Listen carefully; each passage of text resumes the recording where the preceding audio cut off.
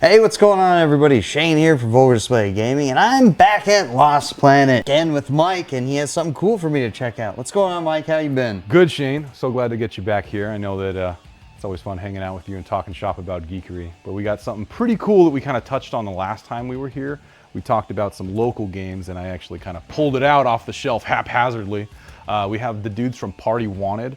Eric is here, and he wanted to kind of sit down with you and kind of show you this game because I really like local games, and having them here is really special to us because, you know, we're the little guy and everyone else needs a shot too, and he's a little guy, and we wanted to make sure that, you know, your channel got the vibe of this cool game because it would really kind of click in with your personality and you know, the party and then the metal and all that kind of stuff, because these are cool cats. So he's here, he's gonna do a little run through with you, and hopefully you'll enjoy it as much as I have. Hell yeah, let's all go check it out. All right.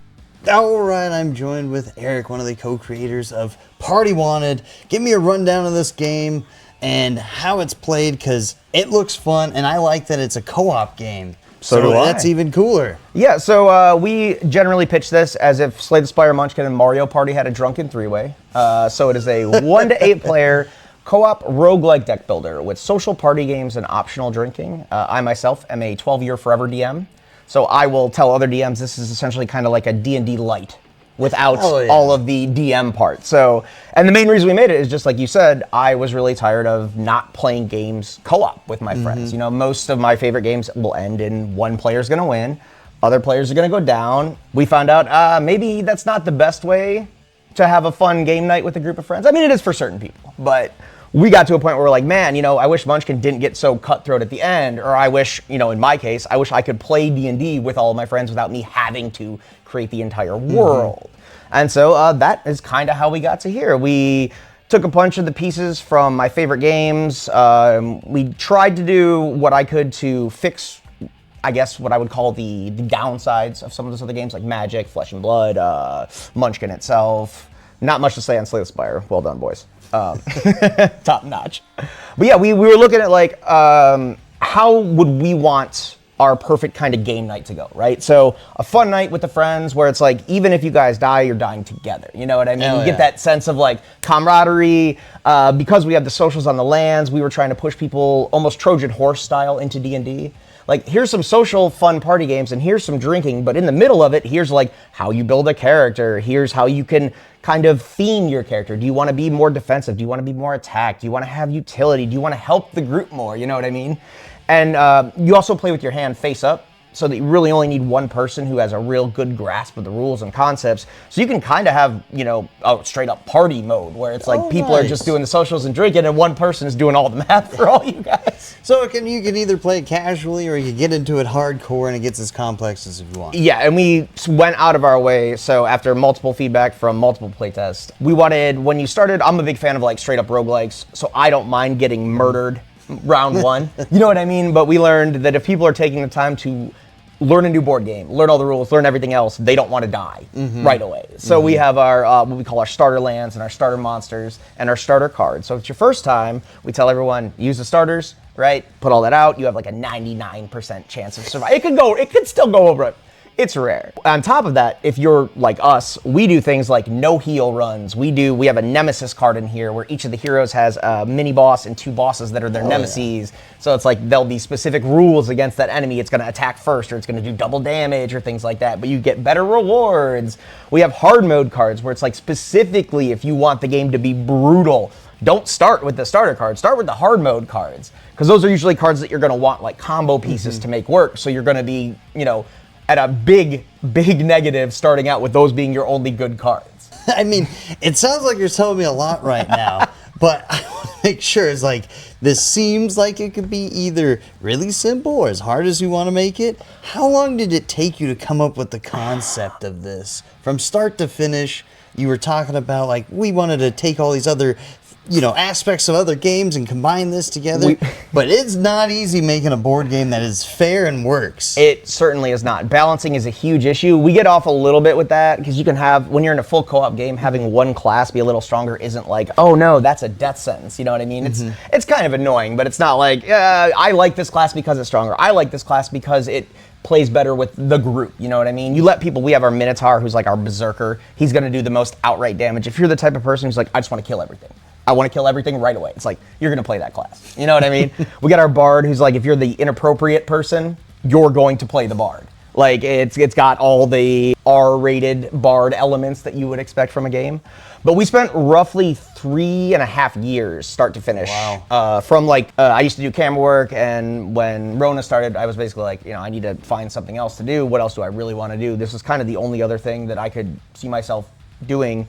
And we went around, we're like, all right, what are our main like must-haves for a game that's gonna be fun for us? And then the big thing is, what doesn't exist already? Because there's so many amazing games all the time, and you might not know that there's a game. We had times when we were pitching a game to someone, they're like, oh, like blah, blah, blah. And I'm like, God damn. Like, I had, it came out in 1982 and it only had one print run, but it's exactly what your idea was, even if you've never seen it. So we went to tons of playtesting, tons of networking, tons of other events to ask people, hey, what would you want at this? What would you prefer in this type of game? I think a mistake a lot of designers make is you always start out making a game for yourself, right? Mm-hmm. And you don't want to lose that, but ultimately other people have to play and enjoy your game. Mm-hmm. So if you're not willing to accept feedback and constructive criticism and things that are going to help you, it's going to hurt your game. We still, even now, we are adding things to this game that we get from current playtests, because you never think of everything, right? You're like, oh, I got this. And then we'll have someone to be like, oh, what if you guys did that? And we're like, God damn. How did we not think of this? I mean, it sounds like a lot of work went into this and care went into this. Oh, yeah. But also one thing that's cool is you have expansions and you expand upon the game. So it's forever growing.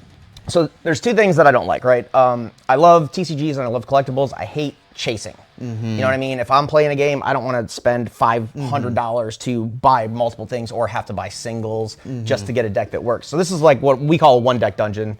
Not like the game, but once you buy it, you get it. You get everything. You don't need to rebuy it. We even put a PDF on our Discord where it like has all the cards. Oh, well, nice. Because one of the socials for our starter lands, it's called an archery range, and you have to throw the card, and then everyone else has to throw one of their cards, and that's the card that gets injured and damaged the fastest. And we're like, okay, I know people are going to have errors with this, or you throw it into a cup of beer or whatever. It's like, dude, just print the card. You know what I mean? And as someone who does proxy magic, like, I know it's not worth. We charge $10 for an expansion. If you want to print this for yourself, go ahead. You're going to spend more money and it's going to look worse. But yeah, our plan was to kind of have a continuous thing once a year. We do a poll within our Discord, and then whatever players think would be the most interesting class, we'll make that class next. Hell yeah. And then the plan is to keep doing it, just like Munchkin. Every year, at least one expansion. Keep churning those fuckers out. Hell yeah. So tell me what comes with the base game. All right, man. Yeah. So we got a copy right here. So the base game, which is normally $30, but on sale for $25. It has our main 4 classes. So we have our rogue, our wizard, our fighter, and our healer. 216 cards total, as well as a rule book. It's everything you need to get set up, started, and to play. But we also, through our website only and in limited stores, such as this lovely one here, we sell our deluxe bundles, which comes with the playmat, as well as our current 3, but soon to be 4 expansions. So we have our Drunkard by the Minotaur, which is our berserker. We have our Dungeon Dating Simp with a small s, that is our bard. We have our Jennifer Love Druid, which is our druid, and then our currently in progress, we should have everything, I think, late October. That's our Post Necrone, which is our necromancer. Oh yeah. So yeah, and then the playmat as well. You don't need the playmat, but it's great to have a place to put cards. It's great to look at the artwork. I myself am one of those guys. The artwork is phenomenal. Thank you. So yeah, shout out to all of our artists. Yeah, which we will dig into. But I wanted to say, at least in the base game, if you don't get the mat, it has a how you should set everything up. Oh yeah, the rules show you exactly how to build the pyramid. You can put it on any surface. We play this in bars. We play, literally like any space that is big enough to hold this, you can play this game. And I do want to say the quality of these cards are nice. Would you recommend sleeving these up, though? If you like to drink, I would sleeve them up. We did, and we do for other people. We'll have inners as well, but we recommended Titan Shield last time. It was Titan Shield inners. We were like, hey, yeah, cool. If you guys want. But that was also when we decided to just make the replacement cards. So if you don't want, hey. So as well as if you join their Discord and you screw any of these cards up, they're very kind enough to let you print out the cards. That is correct. And you asked how easy it was to set up. Sure, I'll show you here real quick. I'm just going to grab one of our classes. So the first thing you do out of the box, you're going to separate all the cards based on their backs. So you guys can see here we have multiple different color backings. We have our encounters, our monsters, our treasures, our bosses, and our lands. They're also listed with the type it is in case we try to be as colorblind friendly as we could. They all have a unique icon, and the text itself tells you what the card is. But at the very bottom right corner, you're going to have these little white S's. You can see that here. You also have those for our lands and for our monsters. So you go through, once these are separated, you go through your land deck. You're going to find the 5 lands that have that white S. You're going to put them just like this, 3, then 2, and these lead up to our bosses. You have at least 3 bosses for every level, so what you can do is start with your level 1 bosses. All right, we're gonna find those guys, and we're gonna make sure they're at the top. For your character setup, it's super simple. You're gonna make sure you have your 2 hero cards, levels 1, 2, 3, and 4. We start at level 1. We make sure our health tracker matches our current health, so 8 and 8. That's that Nemesis card I was telling you about. We're not gonna use it this time, but we'll put it off to the side. Just like the lands, you have 10 cards that have this little white S, right? So we find those 10. We take all of these, we shuffle these together. The cards that we didn't use, we put off to the side with our Nemesis card. We call that our build pool. When we add or remove cards, it'll come from here. This is our hero deck, and this is what we use for 99% of the game. So we shuffle this, we draw 4 cards face up, and you are ready to play. Just like that. Oh, that's real easy. Yep. And then in order to actually play the game, we'll go into more in depth that later on the stream, but essentially you have 4 stats on your cards. You have speed, health, attack, defense, and you're going to use the cards that you have in your hand to augment these stats to meet or beat the defense of the creatures that you're fighting. That's kind of the rub. Got it, got it. So there's no dice involved either, which is No cool. dice. I was like, oh, great. Yep, We dice. we had a big thing early on. We were like, man, you know, I would really like to not have a very component heavy. I would like to be able just to take this tiny box anywhere I want, set up, play the game. You know what I mean? And if you don't sleeve it, you can fit all of our cards currently in this. So all the expansions will fit in here too. You can just have one box that has everything. Yeah, roll out, set everything up, and be done. Hell yeah. Yeah, man. Hell yeah. So walk me through an encounter real quick. Sure. So our encounters are essentially like a chance for Monopoly, right? So 30% good, or 60% good, 40% bad. We also, you'll notice, depending on which version of the game you get, if you buy them quickly enough, some of these have a little KS at the bottom. These were from our backers. So one of our stretch goals was if you were a backer, you could give us a card. We put it against a poll and we did like a round robin. Oh, hell And yeah. then the winning 7 cards were printed into our first print edition. So we still have like 3,000 more that have, once those are gone, we're never reprinting these cards again. But yeah, all of the treasures and encounters are similar in that they're going to be either immediate, single use, or permanence. So this one's like a single use. I can choose to save this until I want to use it, right? So you could keep this Yep, card. I'm going to keep this here. There's some that are going to be, so that one, for example, that's instant. So I wouldn't be able to choose to keep that. I'm going to have to play this right You away. have to play that right away. One of the other unique things we have in this, we have what's called burying. So instead of making a secondary pile that's like a face-up discard, you're going to put it face up under whatever pile it came from, right? Once you've resolved that card. Our treasures are all good. They're like, well, we have a Mimic in here because our backers are assholes, but before the Mimic, it was all good. And it's similar to this. You have amulets, you have healing potions, ways to add and remove cards from your deck, ways to add weapons and armor from your build pool to your character, like permanent stat buffs and things like that. The fighting itself, pretty simple. So, right, our monsters, you'll notice they have levels 1, 2, 3, 4. Just like our characters, we use whatever stats correspond to that. The health of the monster starts off at a 1, and that's going to be multiplied by the number of players. So if I'm playing by myself, 1 health. Me and you are playing, 2 health. Each hero, unless otherwise specified, can only hit it once per turn. So for example, right, I start with that 3, and this guy's got a 10. I'm going to need to get to a 10 to hit him. You can see I cannot currently do that with what I have in my hand, right? So this is where the game is designed to scale and be easier as you get into larger groups. A lot of games are the opposite. The more people you add, the more the game is going to drag. And I did not want that to be the case. I didn't want people. This isn't a game that you need to play for 8 hours. You know, this isn't Twilight Imperium. It's like, I want people to have fun. And like, oh, you want to play again? Sure. Let's try a different class. Not let's have a grueling 8-hour, you know, slugfest of math. Not for the drinking anyway. So as we go on, you're fighting bosses and everything. Can you scale how long you want to play, or is a standard time? So we have 4 levels as a base for start to finish. But the really good thing about this is since you have scaling health with the monsters, at any point someone needs to walk away from the table, you just scale down the health of the monster. Oh, okay. Yeah, that's so like cool. someone needs to take a phone call, take a shit, whatever. Yeah. You don't have to quit playing the game. You could just keep Nice. going. They come right back in. We've had Nice. things where, so let's say someone joins you at level 3. Instead of them, they just start at level 3. They get to add 3 of their cards, and they can hop right in. The So game. they just scale right Yeah, up. yeah. That's It's cool. it's super easy. And then if you're like, oh, we've had a couple games, where it's our second game of the night, and we're like, we're gonna take a quick break before level 4, and then everyone's drinking, and so we never finish the game. Sometimes it happens, like. As you're playing together, again, it's a co-op game. What is the main goal of the game? What's the end game? So your main goal is to kill all 4 bosses, so levels 1 to 4, and then if you can do that, your team will escape from the Pyramid of Chaos, right? If you Gotcha, cannot do that, you will die within it as a group still, though.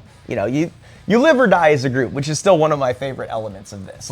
So the way it works, once you level up, you're gonna flip your character, all right, and you'll go back to full health. And then if you die, you really only lose any extra permanents. So it wouldn't affect your deck at all. There's not really a large downside. If I had weapons or armor, I would lose those.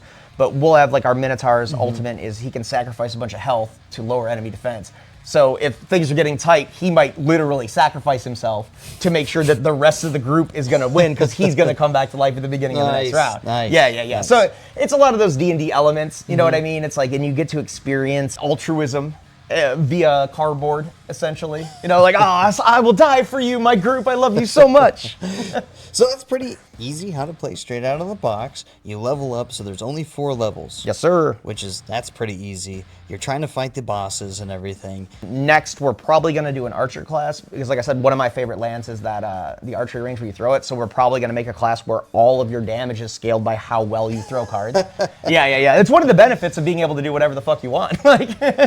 I mean, that's the cool thing about this game, too. It's not like just, you're just playing the cards. Yeah, weird, wacky components to it, interactions, and physical interactions, things like which are that, fun. which is the multitude of nights that I spent getting hammered and playing Mario Party are forever ingrained in my head, right? All the fun little mini games. So there's mini games. Every single land has a different social. So yeah, So these are the lands. Yeah, those are the lands. So that's Castle Murderfest. That social is each hero imagines a creature and then debates why theirs would win in a fight, right? So you have Daily Dungeon where prison is not for you. All heroes name their least favorite dungeon to be trapped in. Where's our don't sue me, wizards, but we have Eyes of the Beholder. You must have a staring contest with another hero, and the winner draws an encounter. So yeah, they're all themed around what the land is. Right? Okay, that is awesome. And then each of the expansions has unique monsters, bosses, and lands that are themed to them. You know what I mean? And we also made those harder, so if you want more difficulty, one thing we tell people, although most people have more trouble than we expect, we tell people if you want a more difficult time, what you can do is add the expansion monsters and bosses and stuff like that, but not play with those classes. So play the starter classes against Gotcha. There's a million ways to make it more difficult if you want. Gotcha. Let's look at some of these expansions real quick. Sure. So These decks. yeah, over here, Minotaur right there, which is essentially our Berserker, our Bard, and our Druid. Now this comes with just the classes, or it No, comes so with each of the lands as well? expansions comes with a minimum of 38 cards. There's going to be lands, extra lands, there's weapons, there's armor, there's whatever your character needs, and then there's, in addition, we've already merged, so you can tell if you look here. Anytime you see the different borders, so that's a Necro land. The pink is from the Bard, the green is from our Druid, and this is from so you can tell which set it came from. There's funny little quips in there, Leroy Jenkins. So a lot of these cards were designed with a lot of kind of hidden things in it too. Tons of puns. I'm a huge fan of humor and shit like that. So we buried layers and layers and layers of very dumb, hilarious pop culture references that I find amusing. And then a big shout out. So you might notice as you flip over, not only do the classes get better, but they're going to get other armor and weapons to kind of show them leveling up. So I got to give mad props to our Druid artist who did the best version of that ever, where she physically gets older as she goes. That's real until cool. until you get straight wild shape. Yeah. So, real quick, go over some of the art and artists that we worked with. Got it. So shout out to my boy Dallas. He was our primary artist. He was supposed to do the whole thing. It just ended up being a time crunch issue. He reached out to a bunch of his friends, then a bunch of other friends. And that led me to be like, oh, hey, we already go to a lot of like Creator Society and animation things that are local. What if these guys would like to do some cards? So we have a total at this point, I think, of 14 different artists. We try to keep the expansions done by a singular person, but we'll also we have 4 locals that did a single card, so they can put, hey, I'm an artist in a published card game on their resume. You don't have to ask how many cards you did. Just like, hey guys, here you go. But yeah, we literally shout out to Gio, shout out to Dallas, shout out to Connie, Masako, Zudis, all these guys just killed it. I could not be happier with the style of art that we ended up with. As chaotic as it is. Yeah. So just want to finish and wrap all of this up. The game looks really simple to play. It looks complicated. It's like, oh, well, is all this stuff It's a lot. I will say it is a lot of elements if you're not familiar with them, right? So if you don't know deck builders and you don't know, I don't want to say D&D, but this is essentially the dumbest version of that possible, right? Most things don't go over 20. You have your 4 base stats, your skill. You have 1 skill. It's right there. You don't have to worry about all this stuff. If you have played these things before, people pick this up so quick. If you have not, it will definitely take you a second to understand all of the elements that the game itself has. But the second you do, you see it just right away. And then, like I said, with the cards face up, you might see round 1, people are like, I'm a little unsure. And then by level 2, they're like, oh, okay, I get it. Yep, we do the thing, we push the thing, got it. Got it. There's that, again, looks like a lot of elements, but for me, just understanding it when you lay out your cards and everything, it looks really simple to play. It looks fun. I can't wait to play this more, and I appreciate you taking your time to show this with me. We're also going to be doing a little live stream soon, or we did do it actually. By the depending time on when you aired. see this. So please, you can go watch that. We'll do a way more in-depth playthrough of this, as well as be on the lookout for Lost Planet. They're working on something to do some live and play testing at the store. So if you ever come on down again, Lost Planet is a killer store showcasing great creators from all across the different realms of board games. So please come by, and I thank you for showing me the game. Dude, no worries, yeah. It's been an Appreciate you, absolute brother. pleasure. All right, have a good one. Yeah, until next time, everybody, keep on the lookout for Party Wanted. Pick it up here in person. Pick it up online. Well, where can we Party get it Wanted online? everywhere. Yeah, we got the base game on Amazon. We have our own Tavern Crawl Games is our publishing. That's our website. But if you just Google Party Wanted, you can't miss us. Hell yeah. Till next time, everybody, take it easy.